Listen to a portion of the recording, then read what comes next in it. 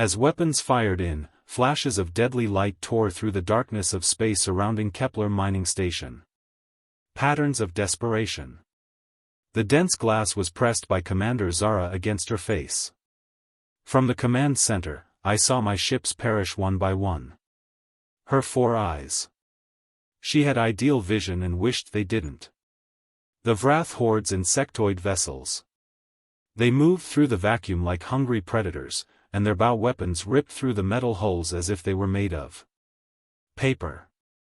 The control room, where Zara's crew was busy at their stations, was where she returned.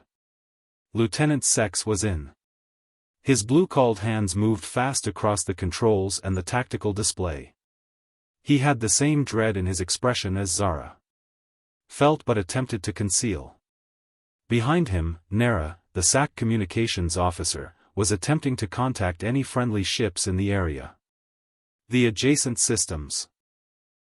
Zara said, "Report," as she sent message after message into the night, her antennae twitching with worry. While she moved toward the room's center. "In the previous 2 hours, we have lost 8 ships," Sex stated without turning his head.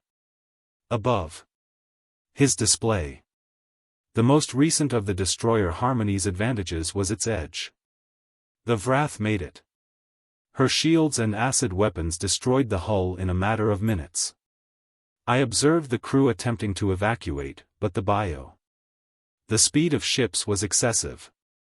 Zara's heart dropped. Every one of those ships had carried more than 300 people on staff. Good individuals with families waiting for them on far-off planets. They were now gone, and their deaths would not have even slowed down the breakthrough's progress. "Did you hear anything from Fleet Command?" she inquired of Nera. The communications officer shook her head. "The closest Federation fleet is 6 days away. Away at the highest possible speed. According to Admiral Cortez, they are moving as quickly as they can, but the Vic will pass via our defenses far in advance of the 6 days." The tactical display showed Zara looking at it and seeing that the station's shields would probably break down in around 6 hours. The math was straightforward and harsh. This battle was unwinnable for them. More than 50,000 people lived at the Kepler mining station. The asteroid belt surrounding the gas attracted employees from 12 distinct species seeking to mine its valuable minerals. The majority of the enormous Turtle Prime were citizens with families. Engineers and miners and support workers who had never anticipated anything like this. In addition to its 30,000 refugees, the facility housed a large number of people from other systems that the Vrath had previously destroyed. Those who had previously lost everything and now thoughts had led the station's defensive fleet for 3 years, and faces were also losing their lives. When the assault started, she had 12 ships under her command. She currently has 4. Each of their bio ships was the size of a Federation cruiser, and Vrath had brought 30 of them. They moved like big animals developed for battle with weaponry that sprouted from their bodies since they were alive, such as teeth and claws. Lieutenant Pex from the civilian sector is quoted as saying, "Ma'am, we are receiving reports from the civilian sectors. An internal communications hub. The emergency shelters are at capacity. But there are still thousands of individuals in the outer circles who are unable to find shelter." Zara eventually shut her eyes for a moment. Now, the majority of the mining machinery was housed in the outer rings. In the event that, if the Vrath managed to get past the defenses, those places would be the first to be in vacuum. The individuals who live there, though they would perish quickly, their commander found no solace in that. "What number of ships do we still have for evacuation purposes?" she inquired. "We may be able to accommodate 25,000 people when we factor in the civilian carriers and cargo ships," Sex said. "In case. Out of 80,000, we securely pack 25,000 of them." The majority of Zara's life had been spent in the military.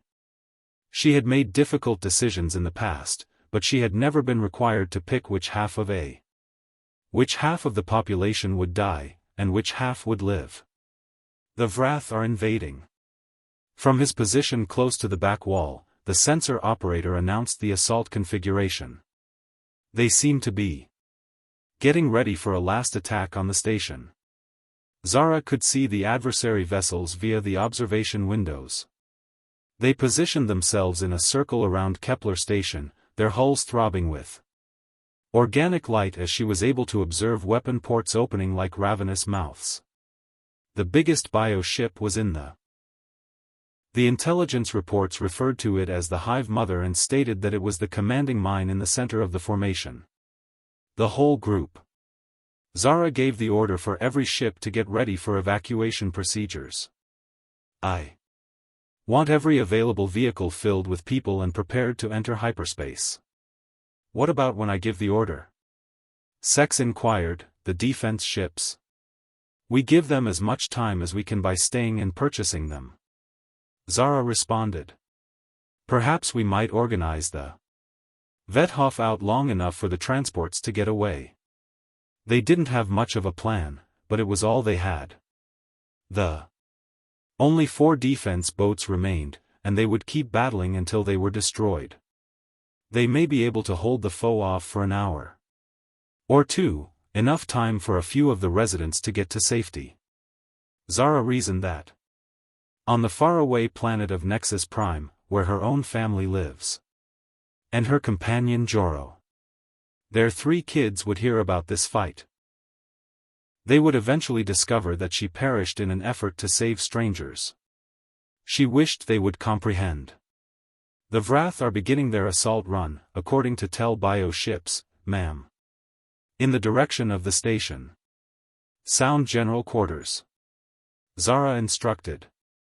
Old protection. The ships engage the enemy. Try to keep them away from the evacuation vehicles. The remaining Federation vessels shift to intercept the Vrath advance. Zara. On the tactical display, she saw as her ships opened fire on the oncoming bio ships. The beams of energy hit the organic hulls, although it didn't seem to cause much damage. The Vrath had changed. A strong armor capable of absorbing the majority of common weapons.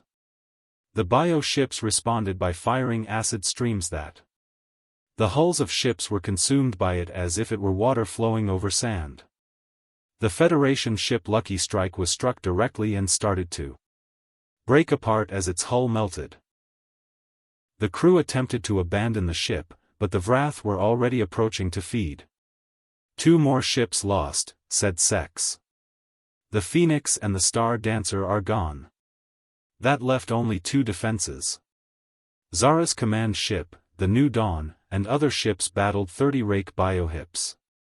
Even though it was hopeless, they would still fight. That's what the soldiers were doing. This is commander of all evacuation carriers. She spoke into the communication system, Velter. You are free to leave right away. Get those people to a safe place. One after the other, the civilian ships began to jump to hyperspace with their priceless payload of survivors. However, Zara understood that the majority of the folks on Kepler station would not be included. She failed to carry out her responsibility of defending them, and now they would suffer the consequences of her failure. Lev bio boats drew closer to the resembles a group of hungry wolves. Captain Jake Morrison was stationed in the Valkyrie Deployment Command Center and kept an eye on the fight on the big screen. 3 light hours in the distance, the human warship silently drifted in the darkness, far from the Kepler system. His crew was all around him, silently doing their jobs, while the stealth technology kept them hidden from all of the sensors in the galaxy. The ship was painted black as at midnight, its hull absorbed light rather than reflecting it. Back in space. Period. Jake was a tall man with 30 years of military duty had left him with lines around his eyes and gray hair. He led exploratory expeditions to the border region and participated in the frontier wars against the Centauri pirates. Space that is known. However, what was taking place at Kepler Station was unlike anything he had ever witnessed. The Federation's armies. They were being butchered, and there was nothing they could do to prevent it. "We are getting the Federation, sir." From her position, Communications Officer Lisa Park announced, "Evacuation broadcasts."